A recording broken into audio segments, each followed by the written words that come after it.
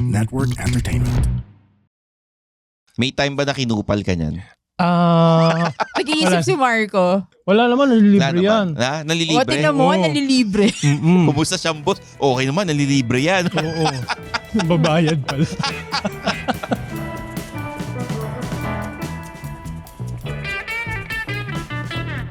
Mga Immortal, welcome to the Underpaid Podcast. I'm your host, Stanley Chi. Ito ang podcast na pro-employee para sa mga Immortal wherein we talk about work-related topics in a light manner na parang nagkukwentuhan lang tayo. Kasama ko po ang aking co-host, si Zar de los Reyes, ang inyong recruiting manager and Upwork expert. Zar, pag-uusapan natin ngayon para sa mga accountants. Accountants na interesado magtrabaho sa Big Four companies. Okay, yung Big Four niyan, there are 4 companies na sikat sa mga accountants. Oo, sa accountants or kahit hindi accountants, di ba? Mga tax professionals. Yan. Sige, pagdating sa mga ganyan, accounting, sa mga tax, no? Yung guest natin ang nakakaalam dyan. Oo, expert. He's a recruiting manager for a consulting firm. Pakilala na po natin, si Marco Orbida. Hi. Ayan. Hi, Stanley. Marco. Hi, Sar.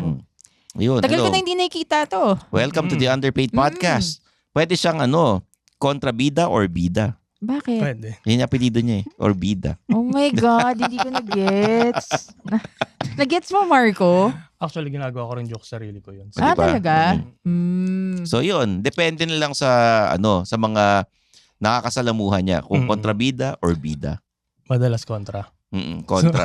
Kasi recruiting manager ka rin. Oo. Pero kailangan malaman ng mga immortal na nakikinig sa atin na direct report mo si Zar. Ngayon, ginagamit mo na yung Baligtad. Ha? Ikaw ang... Ako Direct Okay. report. Direct report ko si Marco. Okay, pag sinabing direct report mo ang isang tao, boss ka nung isang tao. Di ba? Okay, like, boss ako ni Marco dati. Yun na lang. Oh. Direct report. Direct report nga ako. So, Oo. manager ko siya. Oh, well, you learn something new every day. So, dun sa, kunwari, nagtrabaho ka sa mga global companies, or in my case, sa Upwork, usually, they will say, they are my direct reports.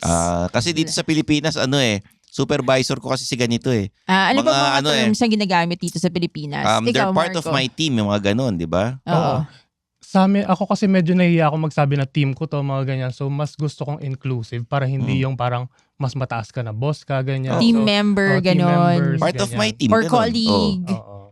Oo. Hindi naman pwedeng parang ang pangit kasi pakinggan pagka kunyari kasi mga tao ko yung mga yan. Oo. Di ba? Actually, Pangit may mga pakinggan gumagamit nun. May gumagamit nun pero Madaming gumagamit nun. medyo ako pag naririnig ko frowned upon Parang inisip ko napakamata pobre naman ito. Hindi naman siya masama, pero parang kung gusto lang natin para mag-cultivate ng environment Oo. na parang pantay-pantay tayo, na walang Oo. masakakan, mas magandang ginagamit yung terms na parang team members. Oo, yan. Oo. May mga naririnig ako sinasabi, yun ang ginagamit nila, tao ko. Ayoko nung ganong term. Ayoko rin ng ganun. Ayoko yun Bata ko to. Bata siguro. Bata parang shota di ba? Oo Bakit ba? di ba? Parang Marco, ginamit mo ba Pangit yun? Bata. Ginagamit mo ba yung aso ko kasi to Tuta ko to. Tuta bata ko yan So yan, direct report ko si Marco. Ako rin nag-hire sa kanya. So kumusta Alam mo naman siyang kailan- boss? Sandali lang, alam mo kailan pa to. Kailan?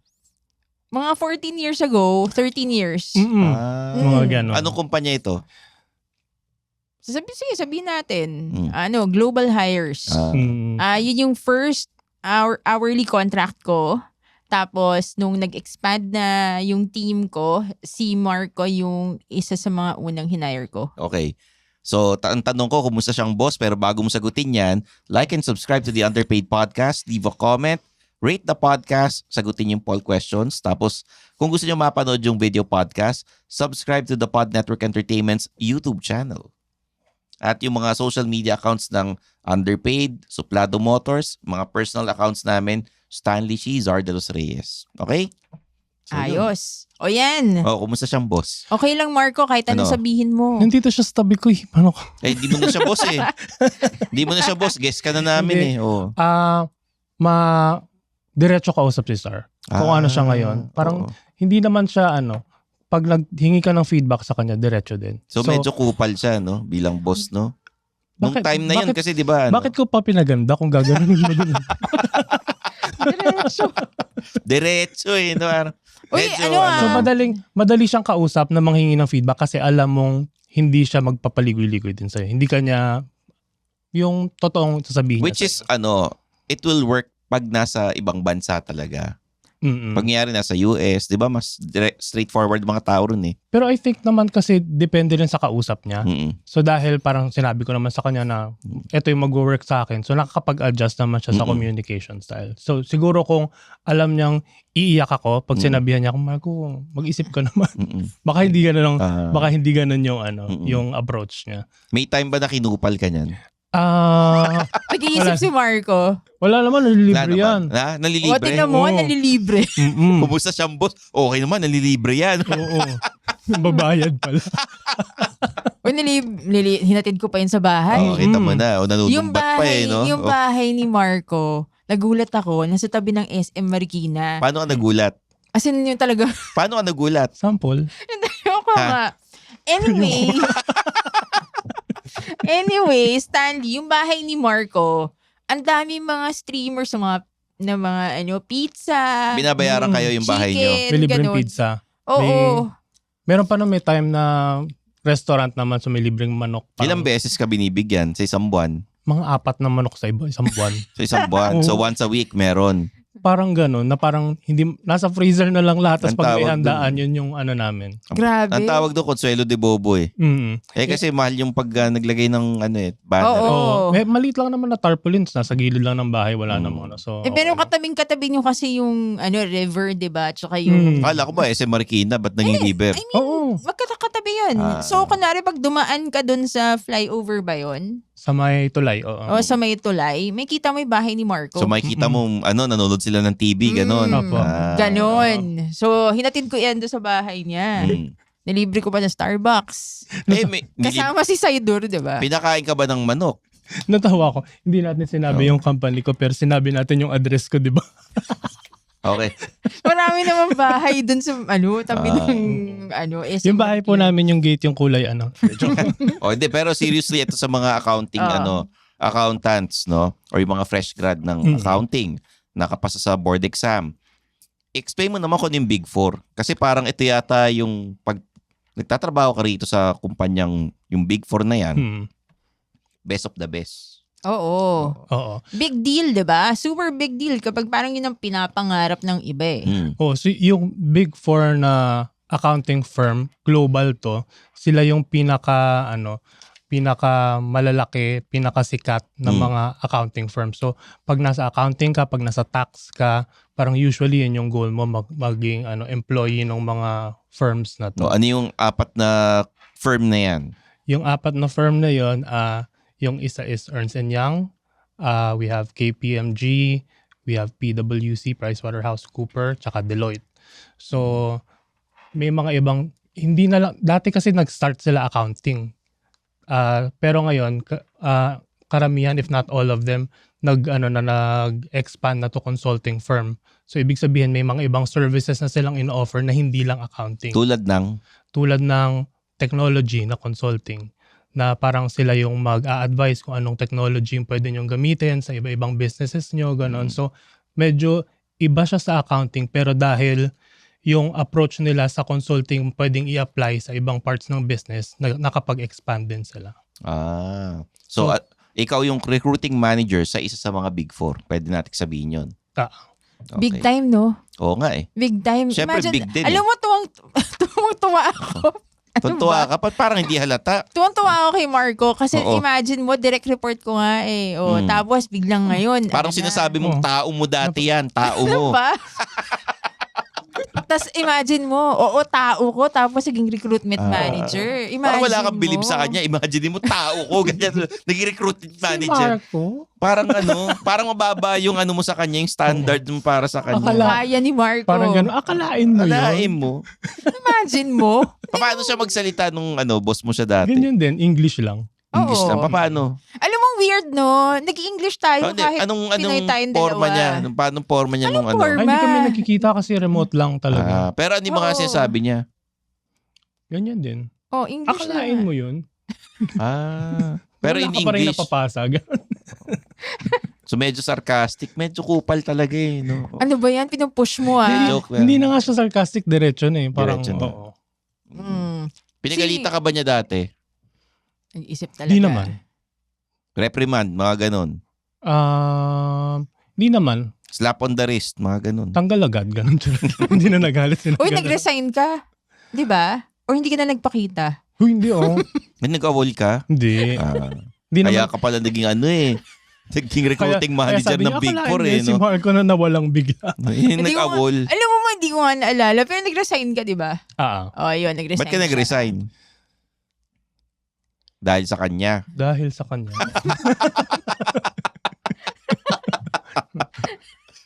Nag-isip pa eh. Nagjo-joke ba siya nung boss mo siya dati? Oo naman, kasi meron naman kami mga regular catch-up, mga one-on-one. Paano mga jokes niya nun? Nagjo-joke ba ako nun? Uy, sabi niya nagjo-joke ka raw. Alam mo si Marco, parang kilala pa niya ako, hindi pa ako kasal eh. Oo nga, ano yung mga Mandalaga. ugali niya nun nung Ay, kasal dalaga na ba pa ako siya? nun? Kayo Okay. naman. Newly married. May 1 Siguro. year, 1 year. Ano yung ugali niya nun? Yan na din. Yung mga jokes niya pag nag-uusap kayo, paano? Bata pa kami noon. Oo, parang hindi naman kami masyadong ma-joke, pero nakakapagkwentuhan kami na hindi pa masyadong harot. Alam mo si Marco, magaling mag-English. Talaga? Sobrang galing Ay, niya. hindi kami naniniwala. Sample nga. Oo, si Marco, siya, near native. Sige. Near Thank you so native. Yun lang nasabi. Thank you so much. Okay. Hindi ko alam, may pamilya ka na ba? Marco? O ano ba? Wala po. Wala. Wala. Ulila. Wala kang jowa? Meron. Okay. So magka-opisina kayo? Hindi. Or iba? Dati magka-usina, pero ngayon hindi na. Okay. So, eto na, para yung mga immortal nag-aantay, ano ba ang qualifications para makapasok dun sa Big Four na multinational companies na yan? Ano yung hinahanap nyo? Ano yung check mo sa resume? Unang-una, kung specific kunyari sa accounting, sa tax, syempre, importante yung kung pwede siya sa fresh graduates, kailangan pasok yung degree mo, pasok ko yung course na tinapos mo. Syempre, malaking factor kung pasado ka sa board exam, ganyan. Pero may mga iba namang work na kahit hindi ka papasado or magte-take ka pa lang, pwede ka nang kunin. So, may mga ibang companies din na nagpo-provide ng pagka gusto mo mag-review para during the time na employee ka na sa kanila, tapos kunyari malapit na mag-exam season, ganyan. If you need to take time para mag-review, bibigyan nila sa iyo yun. Pwede ka rin bigyan ng support financially. Parang study daw, pay later, ganun. Kasi may mga company sa sobrang daming kailangan, kaya willing sila mag-invest sa mga ganong tao. So, yun. Importante na yung background mo, syempre, magma-match doon sa sa ina-applyan mo ng trabaho. So, kailangan talaga, basahin mo yung job description. Tapos, Totoo. i-customize mo yung resume mo doon sa hinahanap ng trabaho. Kasi, bilang recruiter, ang dami mong kailangan basahin na resume. Importanteng nandyan agad. Kung kailangan mong i-bold, kung kailangan mong ihiwalay, para lang mas madali sa taong yun agad yung makita. Okay. Pag walang experience, fresh grad, ano yung mga dapat na i-highlight? So, kung wala kang experience, kung fresh grad ka, kung meron kang relevant na OJT, pwede mo na siyang i-highlight. Kung may mga relevant projects ka, kung naging leader ka sa class ninyo, pwede mo rin siyang gamitin kasi at least pwede mong pwedeng makita ng recruiter doon kung aside doon sa grade, aside sa degree na tinapos mo, ano pa yung mga ibang activities mo. Okay. So yung mga recent achievements pag sa trabaho or sa school, kailangan ba ng picture? Wala. So pag re-review natin ng CV, kailangan ako as a recruiter, kailangan objective tayo, kailangan skill-based yung natin, yung pagre-review natin. So, yung paglalagay ng picture, pwede siyang mag-cause pa ng bias eh. So, Tama. meron tayong tinatawag na unconscious bias na alam mo naman na hindi mo i-judge, pero dahil siguro sa culture, sa environment, may influence na sa'yo na, kunyari, hindi ka masyado natutuwa sa mga moreno, or hindi ka masyado natutuwa sa mga tisay, baka may chance na pag nakita mong, ay, moreno to, na pwede mong hindi siya i-consider unconsciously. So, ayaw natin magkaroon ng ganong opportunity. So, Okay. Hi guys! guys. We are the Eavesdrop Podcast. My name is Francesca. My name is Jelly. This is Delamar. This is Jude. What's up? Yeah, and we are inviting you to check us out, your fellow TPN podcast. And if you want to learn more about life, what's happening around us, you want to know about love, healing, this is the podcast you should be listening to. Eavesdrop, eavesdrop, eavesdrop, eavesdrop. Sometimes we get drunk and do the show. Those are the fun ones. Like today, Ooh, why? Who's drunk? Like right now. you're red as a bug. Am I? Eavesdrop, please catch it. 4 hosts going crazy. You'll have fun. You'll cry. Everything else. So please check it out. The Eavesdrop. Only on the Pod Network. The number of pages ng resume. 1 to 2, kahit 1 to 2. experience ka. Oo. Okay. 1 to 2. Kasi babasahin rin yan ng recruiter eh. So, actually dun sa ano pa lang, di ba, yung experience nila, kung may experience sila, at least mga first 3 eh. Makikita mo na dun kung okay siya eh. Kung ang nag-apply sa'yo, marami ng experience, ilang years of experience ang dapat nilang ilagay dun? Yung pinaka-relevant. So usually Oo. naman yun yung most recent. Siguro mga pinaka-recent na 3, 4 Oo. ng mga companies. Mga, sabihin natin, 3 to 5 years kung ano yung mga naging trabaho mo ron. Oo. Kunyari ako, recruitment manager yung trabaho ko ngayon. Tapos yung last 4 or 5 jobs ko, yun yung relevant. Pero before no, nasa BPO ako or nagtrabaho ako sa video shop, ganyan. Wala na siyang maitutulong sa akin ngayon. So pwede ko siyang ilagay lang na 1 line Okay. para hindi magtaka parang ano yung ginawa niya after mag-graduate, ganyan. Pwede ko siyang ilagay lang as entry pero hindi ko na kailangan i-describe ko anong ginagawa Okay. ko doon. How about the age? Yung age, hindi rin tayo So yung mga personal information, 'di ba? Dati lalo ng biodata Oo. era, Yes. nandyan yung weight, yung height, yung mga ganun. Wala naman siyang additional information na ibibigay sa recruiter kung paano ka kagaling magtrabaho. So hindi nila kailangan malaman kung anong religion mo, kung anong height mo, kung anong age mo. Dahil pwede rin siyang mag-cause nung unconscious bias. Depende na lang kung relevant dun sa job niya yung picture, for example, or yung weight. Oo, kung Relevant. Pero hindi naman relevant sa Okay. sa kung Big Four. taga-abot ka sa shelf, kailangan. O, di ba? Oo. Mga Ah, ganon. May isa akong tanong na, halimbawa, na nakapili ka na ng resume, Mhm. may interview yun. Mhm. Ano bang gagawin ngayon? Zoom interview o kailangan pupunta mo sa opisina? Madalas online interview. Iba kasi pag personal mo nakita versus dun sa online interview. Mhm. Ano yung hinahanap mo pag online interview? Pag online interview, yun kasing visual na makikita mo dun sa mga tao, pwede rin siyang, hindi rin siya objective. So, ano rin siya parang, again, potential siya cause ng unconscious bias. So, as much as possible, ayaw mo mag-decide based sa itsura ng tao. Ayaw mo mag-decide based sa kung Sa ano man damit yung niya. background niya o kung nagsuklay ba siya, ganyan. Sana nagsuklay, pero Oo. kung hindi naman natin siya i-disqualify dahil din doon. Pero, yun lang sigurong magre-reflect doon sa performance niya, kung on time ba siya, ganyan, kung mukhang prepared ba siya sa interview, yung mga ganong bagay, pero hindi yung appearance-based na mga Hybrid judgment. ba? Hybrid, yes. Okay, so Like hindi mo ilang na... ilang days sa office? Depende kasi merong kasi karamihan naman talaga ngayon bumabalik na sa on-site. So madalas, kung dati nung pandemic, full remote yung mga schedule. Ngayon may mga nagta twice a week, 3 times a week, ganyan. So may mga ibang teams ngayon na mas madalas, may ibang teams naman na mas maluwag. Depende siguro kasi may recruitment din tayo na ang nire-recruit nasa US, nasa Asia, Oo. nasa ibang bansa, ganyan.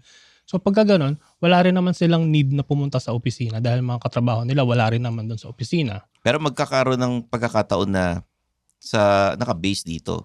So, papupuntay mo rin sa office kasi kailangan ma-meet mo yung tao eh. Siguro hindi madalas. May mga times din na or from my experience, yung mga last ko na trabaho, na-hire ako nang hindi pa pumupunta sa opisina. Okay, so hindi pa kayo nakikita-kita. Ah. Pero what if kailangan mo pumunta sa office? Ano yung requirements na tinitingnan mo? Para sa interview na, Skills-based one-on-one. pa rin. Oo. Yun lang talaga, kung ano lang talaga yung mga Okay, sagot so- niya, mga experience niya. So ganun. wala kang pakialam dun sa itsura, dun sa ugali ng tao. Wag lang nakabahag. Hindi, Di yung ba? ano, I mean, Sa ugali siguro, syempre, kung behavioral. kung halimbawa it's a client-facing role, tapos medyo rude sumagot, mm, syempre, hindi siya magandang match dahil kung sa akin, ganyan siya sumagot, baka ganyan din siya sumagot sa mga potential client. So, okay. the manner of how you speak, Mm-mm. kung paano mo i-carry yourself, those are objective. So, kailangan magalang pa rin. Very Pinoy dapat, no? What do you mean by very Pinoy? Pinoy na, hello po, umusta po, ganyan, di ba? Actually, Pag nag-i-interview, di ba, ganun eh. depende. Aplikante na Pinoy, ganun eh. As long as you're professional, no? Oo. Kasi kunyari, yung work namin is our dati sa US, yung namin, in interview namin, mas na-appreciate namin yung diretso magsalita. Kasi pag ang kausap mo mga taga-US, taga-Europe, ganyan, kung paligoy-ligoy ka, minsan di pa kayo magkakaintindihan eh. Okay. So, Pero usually, pag big companies like dun sa Big Four, meron talagang mga rules yan. Hindi ka pwedeng maging biased, hindi ka pwedeng ganito, hindi ganyan. So, yung mga ganyan, kung, kunwari, ako napansin ko, may mga companies dito sa Pilipinas, gusto na recruiter, tinatawag silang, Miss. Di ba? Ako sa tolo, ayoko nun eh. Ayoko tinatawag akong Miss. Depende sa kumpanyang pinasukan mo Depende. eh. Pero most of the companies na, yung malalaking companies, pag hindi mo sila tinawag na Miss, deadma, okay lang. Mga diba? parang gusto nila first name basis yung iba eh. Totoo. Oo. Pero yung iba ayaw nagpapatawag ng sir. Oo. Nakakita ka na ba ng ganun? Kadalasan ganun. Talagang first Ayaw name lang na, lalo na yung mga hindi dito sa Pilipinas nakabase, medyo weird na Sa Pilipinas, may tinawag na sir, nagalit. Pinatayo ng 2 oras yung ano eh. ay Ano ba yan? Stanley. Nag-gets ko yun ah. Alam ko. Grabe. Success. But anyway, pero kailangan magaling mag-English. oo. Kailangan magaling mag-English lalo na kung hindi naman Philippine clients yung hawak mo. Hindi mo kailangan ng American accent. Okay. Kung yari, marunong mag-English. Pero yung accent niya, Carabao English, ganun. Yung accent hindi siya issue kasi Oo. Lahat naman may accent eh. Oo. Dati, diba? dati nung nag-umpisa yung mga BPO, dati gusto natin American accent, Oo. at least neutral, ganyan. Pero ngayong mas yung landscape is mas inclusive na ina-accept natin na lahat ng tao iba-iba yung pagsasalita. Okay. Can you give me different types of accent ng English? Kaya mong gawin yun or gayahin? Hindi kasi, kaya ko sinasabi yun dahil hindi rin ako American accent. Hindi, o anong English. accent ka? Hindi Anong accent ka? Ang okay yung communication skills mo. Actually, Oo. mas gusto ko nga nag-English ka kaysa nagtatagalog ka eh. Marikina accent, that's what I have. Marikina and Pasig. Mas gusto ko na mas gusto ko nag-English siya kaysa Filipino. Oo. Sa mga nakakasalamuha mo na interview mo, ano yung mga iba't ibang accent na ginagawa nila? Yung madalas yung nag-try ng American accent, yung mahaba yung O, and, sample, ganun. sample. Sample? Oo. Yung usual na tinetrain sa call center na parang hindi ko kaya yung mga LA accent na Hindi naman ako taga-call center. Paano ko malalaman Hindi, yun? yung mga napapanood natin sa TV na Tulad mga... ng Ano yung mga Valley Girl na Oo, accent? yung mga Valley Girl. Hindi ko rin Valley kasi Girl na kaya Ay, wag na. Ano yung Yung mga, puro pataas yung intonation Oo. na parang... parang TikTok yung accent parang yun yung mga gano'n, parang mga nagtatanong na are you going to get coffee? Mga gano'n. Ako personally, hindi ko preference yung gano'n kasi parang hindi masyadong informal. Kasi syempre, yung intonation natin, dinidictate niya kung ano yung message natin. Kung puro pataas, puro lagi ka ba nagtatanong? Although, you wouldn't decline a candidate just because of that, di ba? Oo, I hindi mean, naman. you won't. Pero I think dun sa type of roles na sinasource mo or ng team mo, parang I'd rather choose someone na siguro board top-notcher or magaling mag-look up. Ang galing mo mag-English pero hindi ka marunong mag-look up. Diba? Yung mga look up. ganun. Titig ka sa taas, Look up. gano'n. Hey, Raisa May, look Excel. up. Look up, gano'n. Excel yun sa Excel. Mas importante na na-express mo yung thoughts mo ng diretso kaysa yung At saka, hindi paligoy-ligoy, di ba? Mm-mm. Usually pag Filipino, napapansin mo paligoy-ligoy, di ba? Oo. Ang dami sinasabi. Okay. It's either madami sinasabi or parang isang phrase lang. Oo, minsan ang haba ng sagot kakapaligoy-ligoy nakalimutan na yung tanong. Oo. Ano yan nagdo-double talk eh. Kadalasan ginagawa ng mga politiko at ng mga artista ang ayaw sagutin yung issue. Oo. 'Di ba? Yung baga, ang tanong lang kumain ka na ba? Tapos ang dami-dami paligoy-ligoy. Yung pala, ang sagot hindi pa. So yun. Pero overall, kung accounting firm, I mean, you would usually hire based doon sa skills nila sa accounting. Ang mga accountants, hindi naman masyadong nagsasalita unless client-facing ka. Mabilang diba? lang ang mga accountant. Mabilang. Oo. Mabilang. Alam mo ba, yung accountant ko, nagtatrabaho sa EY, tapos siya. Ano? Anong ginagawa niya? Ayun, may mga project siya. So, client niya ako. So, kumukuha siya ng mga, yung siya nag-aayos ng tax, ganun. Pero nagtatrabaho pa rin siya doon sa EY. Isa sa mga Big Four. Siguro kung meron lang ako isang i-highlight na yung something na hindi related doon sa education, ang magandang i-highlight mo as an accounting professional, sa tax professional is yung tenacity mo. Tenacity. Diba? Big word yun. Okay, ano yung tenacity? Explain mo sa mga nakikinig. Pwede tayo mag-commercial habang nag-google sila. Yan mo, explain mo yung tenacity. Hindi, yung tenacity, yung ibig sabihin yung tiyaga mo, yung sipag mo, yung willingness mo Grit. na parang gano'n na tapusin yung, na huwag tumigil hanggang di mo natatapos yung isang task.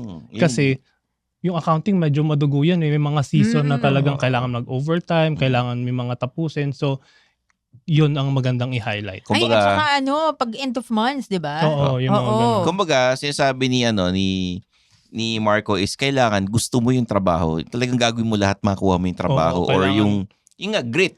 Pakita mo porsigido Pakita mo ka. na yun, porsigido. Kasi sa accounting din, pag end of months, medyo, mas kinapasko. Nagtatrabaho sila. Parang bangko lang no? Oo, ganun. So, hindi ka pwede yung, hindi ako pwede sa end of month kasi whatever. Or magpa-plan ka ng trip, end of month, baka inisan ka ng mga teammates mo, no? Kaya pwede niya lang tanggalin sa resume niyo yung objective kasi charot lang naman natin yung mga So, baga objective. parang work experience kagad tapos interview, kailangan maayos makipag-usap. Sweldo. Paano ang what's the best way to haggle for a salary na pagka may kausap kang recruiter? Karaniwan naman kasi sa sa mga ganitong roles, lalo na kung kailangan yung fresh grad, wala pang experience, hindi ka pa rin naman makakapag-demand kasi wala ka pang basehan na parang ganito yung kinikita ko. Paano kung sinabi nung accountant na yun? Kasi nag-aral ako sa Katipunan dapat yung education ko dahil ito yung ginastos sa magulang ko. Siguro dapat mga 6 figures, ganun. Meron ako na-interview yung ganyan dati na parang pag dito sa school na to, parang yung mga tanong nila, practical na anong oras po yung shift, ganito. Pag dito sa mas mayamang school, ang tanong nila, how much po yung parking dito sa building? Ganon. Pero kung ganun ang na-encounter mo na aplikante? Meron naman tayong salary band for these roles. So madalas ang binibigay naman natin yung as much as possible yung nasa gitna. Kumbaga sinasabi mo hanggang dito lang kasi yung budget ng kumpanya. Oo, kasi madalas naman kahit tumaas ka pa ng tumaas, may specific na band. Wala namang magagawa si Marco dyan Lalo na budget, di ba? Binibigay mo ba yung sagad? Kunyari, gusto mo itong aplikanteng to, pinag-usapan nyo yung sweldo, binibigay mo na ba hanggang dito lang? Kunyari, ang budget nyo, example lang ang budget kasi namin para sa role na ito, 25,000 pesos. Binibigay mo na ba yung sagad or ginigitna mo muna, titignan mo kung magaling maghagel? Madalas dito sa mga ganitong setup, yung recruitment manager or yung hiring manager, hindi sila yung nagdi-dictate ng sweldo. Kasi may ibang department, may ibang financial department na sila yung nagre-review na parang saan ba pwedeng ilagay ito. So, pwede mo siyang i-negotiate, pero yung totoo, hindi yung taong kausap mo yung magde-decide nun. Hindi yung recruiter magde-decide nun. Finance ang magde-decide nun at saka yung executive team nila. Kayo nagre-recruit Kayo nag-hire nung tao. Alam namin kung hanggang saan pwede. Oo. Pero kung hindi kami pwede mag-decide din na pag sinabing gusto ko 100,000, parang hindi good luck.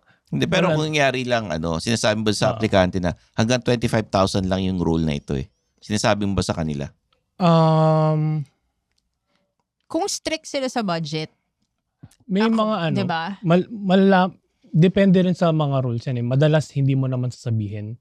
Pero So kunyari, gusto mo ito si aplikante, imbis na 25,000, yung sasabihin mo, 20,000 ang budget namin for this role.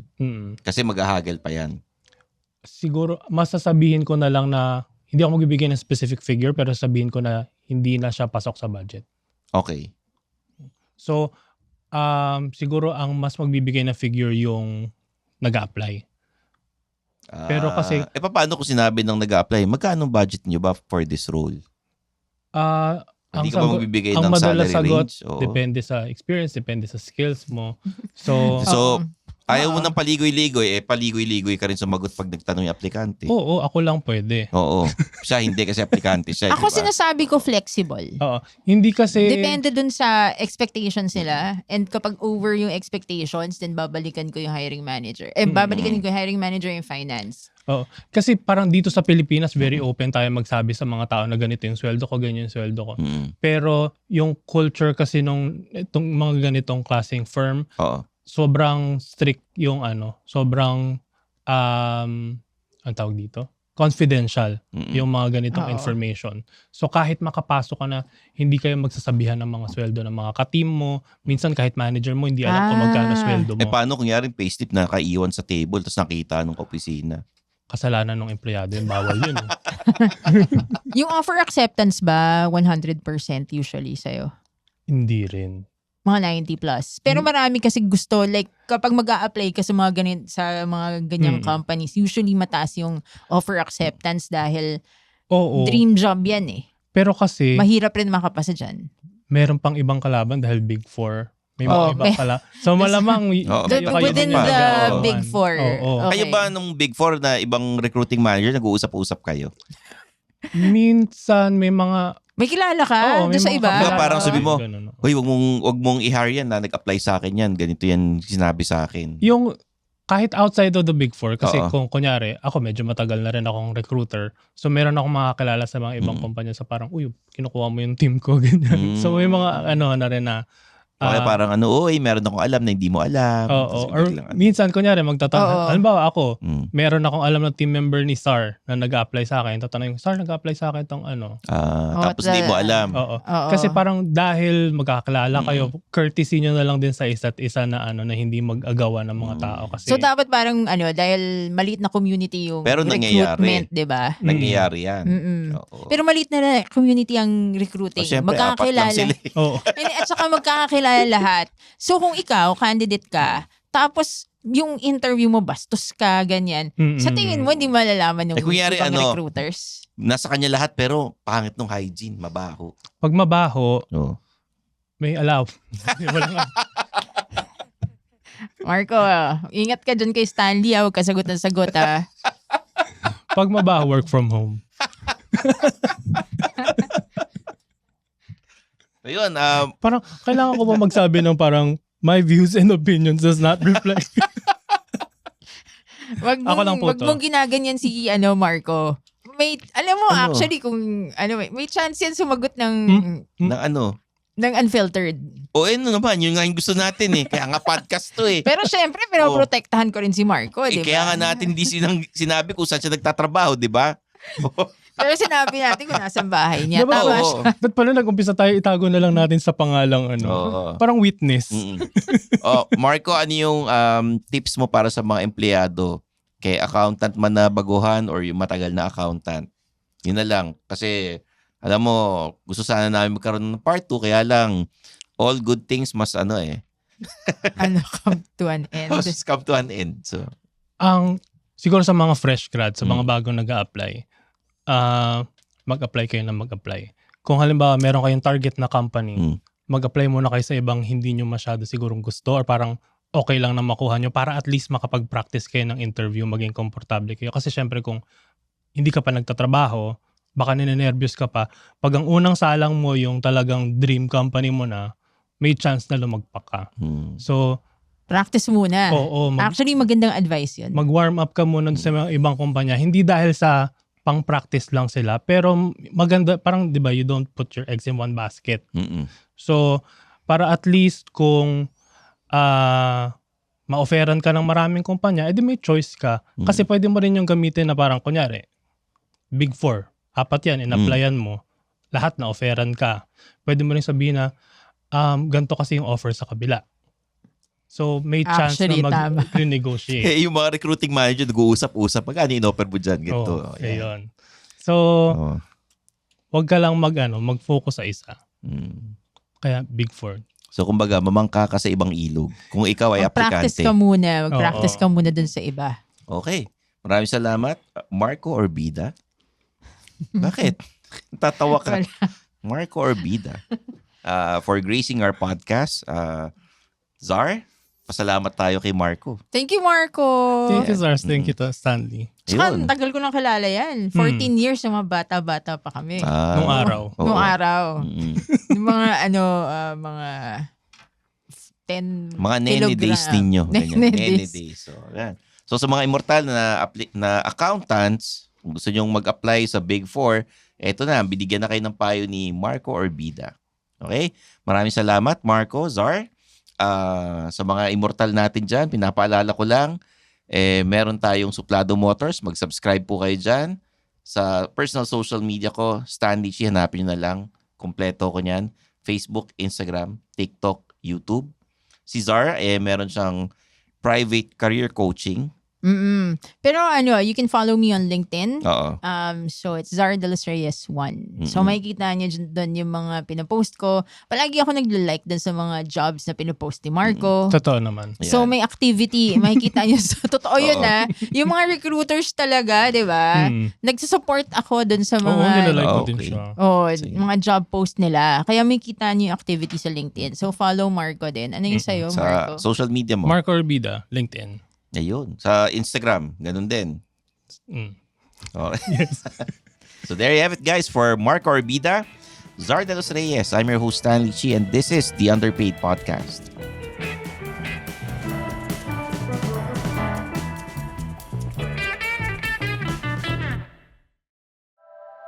The opinions of podcast creators, hosts, and guests are not necessarily reflective of the official stance of the Pod Network Entertainment, its hosts, or other network programs. The content created by the people behind the podcast is personal and not meant to harm any religion, ethnicity, group, organization, company, or individual.